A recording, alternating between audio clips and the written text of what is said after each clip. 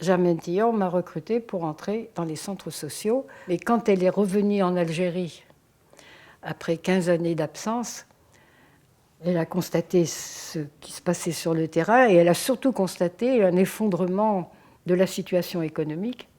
Pour Germaine Tillon, les centres sociaux avaient avant tout un objectif économique.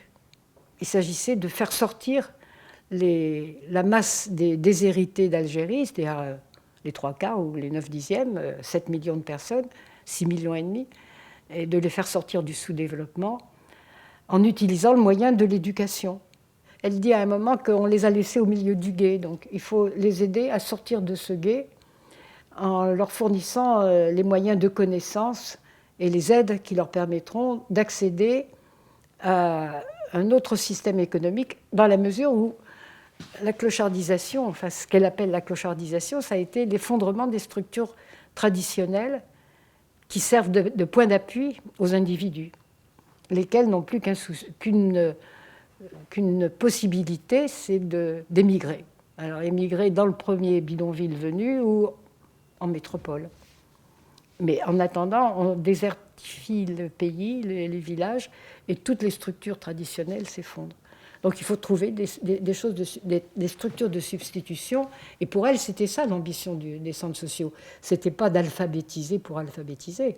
C'était de donner aux gens les moyens de sortir du sous-développement.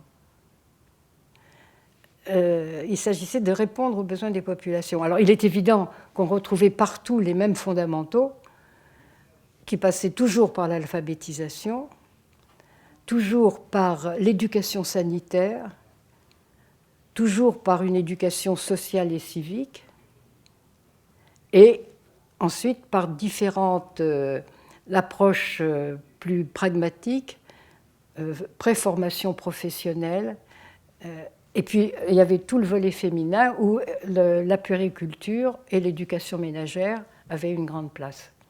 Plus les loisirs. Il y avait des ciné-clubs, des clubs de théâtre aussi qui venaient compléter ces fondamentaux. Mais toujours, l'orientation fondamentale était donnée par les besoins de la population. Au niveau des moyens, on a essayé dans les centres sociaux d'être à l'avant-pointe du progrès en utilisant toutes les techniques nouvelles qui apparaissaient, qui paraissent maintenant bien archaïques, mais on a été... dans tous les centres, il y avait des magnétophones. Et les magnétophones servaient en particulier dans la salle d'attente du dispensaire, où les leitmotifs de la campagne d'éducation sanitaire étaient diffusés en arabe, en kabyle, enfin dans la langue locale, de façon à ce que pendant l'attente au dispensaire, les gens soient imprégnés de ce qu'ils retrouveraient dans les cours d'alphabétisation. Donc on essayait de faire en sorte que les thèmes développés dans telle formation professionnelle ou dans telle formation sanitaire soient récupérés dans les cours d'alphabétisation pour qu'il y ait une convergence. Ils ne dépendaient pas du gouvernement général. Ils étaient directement reliés à l'éducation nationale. Et c'était un choix qu'avait fait Germaine, bien qu'elle fasse partie du cabinet du gouverneur général. Ça aurait été beaucoup plus commode de le rattacher directement au gouvernement général, puisque ça aurait permis sûrement d'avoir beaucoup plus de moyens, mais très prudemment, pour éviter la mainmise politique, elle avait choisi d'être le plus possible à distance des autorités d'Alger et de mettre les centres sociaux sous l'autorité du ministère. Il faut se rappeler que les centres sociaux n'ont vécu que pendant une période de guerre, entre fin 55 et début 62, donc dans un climat extrêmement dangereux, qui a été marqué par des morts. Dans cette période extrêmement dramatique, les centres sociaux sont restés un îlot de fraternité. Et les communautés qui se déchiraient se retrouvaient en paix dans les centres sociaux qui ont fonctionné presque jusqu'à la fin. Jusqu'au bout, les gens se sont protégés réciproquement. Même s'ils n'étaient pas d'accord au niveau politique, au centre social, on était dans la fraternité. Et ça, c'était une expérience quasiment unique en Algérie. C'est pour ça que les souvenirs sont restés très chaleureux, très forts, très amicaux entre les anciens des services, enfin ceux qui subsistent, parce qu'on n'est plus beaucoup à être de ce monde maintenant.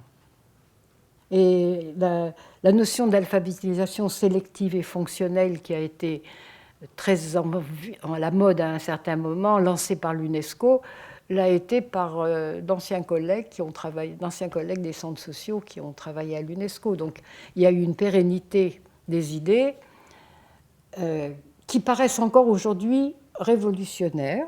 C'était beaucoup plus, si vous voulez, un engagement politique qu'un engagement politique dans le sens large, c'est-à-dire de prendre la mesure du fossé qui existait entre les populations qui peuplaient l'Algérie et le désir de le combler en se retrouvant ensemble dans une action positive. Celles qui ont le plus bénéficié des centres sociaux, ce sont les femmes, aussi bien celles qui ont enseigné dans les centres sociaux que celles qui faisaient partie du public. Elles ont appris une autonomie, elles ont appris à gérer, et beaucoup de celles qui avaient été parmi les cadres des centres sociaux ont eu un rôle important dans l'Algérie nouvelle. Et on peut espérer qu'il en est de même de tous ceux qui sont passés dans les centres sociaux. C'était le but de Germaine, c'était de préparer l'avenir de l'Algérie.